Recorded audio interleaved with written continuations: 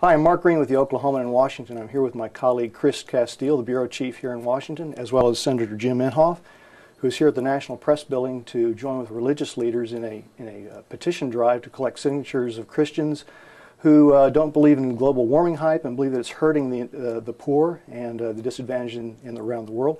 Senator, tell us a little bit about the petition drive. Well, I'm not involved in that, but I always said that probably the smartest things that could have been done for those who want to destroy the conservative agenda that the evangelicals have is to somehow get them steered away from their core agenda and put them into this idea of global warming. And they were successful in doing it through the National Association of Evangelicals for a while. The guy's name was Richard Cizik. Mm-hmm.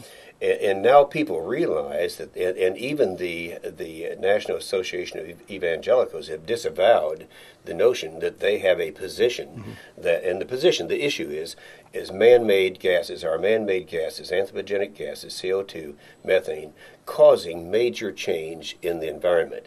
And we believe that the science is just not there. In fact, we have many more scientists now on this side of the issue.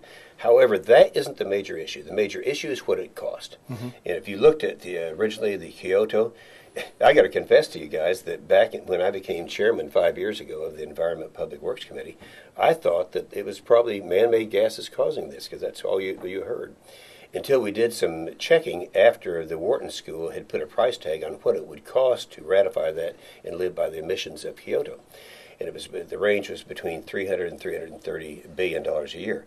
Now we're looking at one that is even more severe than that. Mm-hmm. The price tag on this one is about $471 billion a year. Now that means for Oklahoma and Texas, they'd be hit the hardest. Each family of four would average a tax increase of $3,300, and we contend that you don't get anything for that.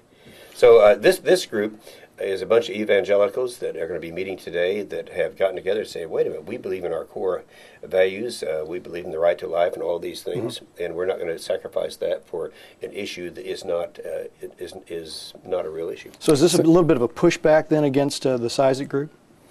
Oh, yeah, well, I've been pushing back from Cizik since he came on the scene. He was one of them who, this was his idea to do this, just to shift the focus. Cizik himself is not of the philosophy. He doesn't embrace the core values of the evangelicals. But he's enjoying this, and he's out making speeches, but he is not endorsed by the National Association of Evangelicals. That's very important. Senator, you've been probably the primary skeptic in this town about the idea of man-made global warming, but do you think the planet is in a warming cycle? And if so, how serious do you think it is? And a lot of what the other evangelical groups are saying is that global warming could hurt the poor because of the effects of global warming on nations on poor nations. Well, what would hurt the poor is if you had a cap and trade and did a mandatory reduction in CO2. One of our witnesses was the head of Catholic Charities for the state of Ohio, and he did a study as to how much it was going to hurt the poor people. CBO has done a study as to how much it would hurt disproportionately the poor people if we were to have some kind of a rationing of CO2. So now, to answer your first question, though, it's interesting, and I think no one disagrees with this. The warming trend that was there in the 90s subsided in 2001, and it has actually dropped a little bit since that time. Now, the global warming people who are playing the hype want to say, well, this is just temporary, it's going to start warming again. But, I'm old enough to remember what happened back in the 70s, and the same people, the United Nations and the NAS, at that time said another ice age is coming, and we're all going to die. So the people behind this are the far left environmentalists. They want to stop construction. They just don't want. They want to stop this machine called America. They don't want coal-fired generation. They don't want nuclear. They don't want oil and gas. And frankly, you can't run this country without all three of those. Senator McCain, I don't think you would call him a leftist, but he came out with his own cap and trade proposal last week to reduce greenhouse gas emissions. Now, you helped block a McCain bill on global warming a few years ago. Would you do that again if he were president next year? I sure would. Let's keep in mind, though, that the bill today that is going to be considered in June on the floor of the Senate is the Lieberman-Warner bill. and that's the one that's even more severe than his bill was in '05.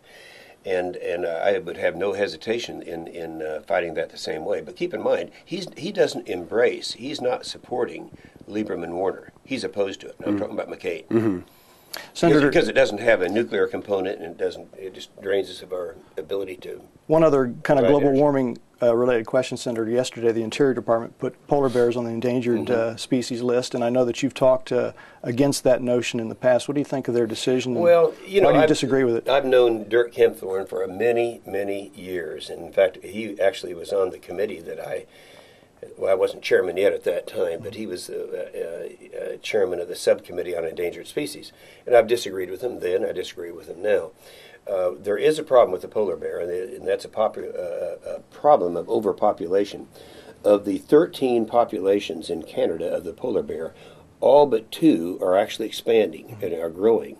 And the 2 that aren't, and that's mostly western Hudson Bay area, it's because of the hunting regulations that are being changed at this time. So the real motive behind that is to have, if they could get that listed as an endangered species, then that would open the door for lawsuits. If you wanted to drill a well in Sapulpa, Oklahoma, you would have a lawsuit keeping you from doing that, because that would somehow endanger the polar bear. That's how serious it is. I suppose you'll take any action you can to fight it. Oh, yes, I will. All right. Senator, thank you for joining us today and sharing your thoughts on these subjects. Stay with the Oklahoman and News OK TV for the latest in information and analysis. Let's see it.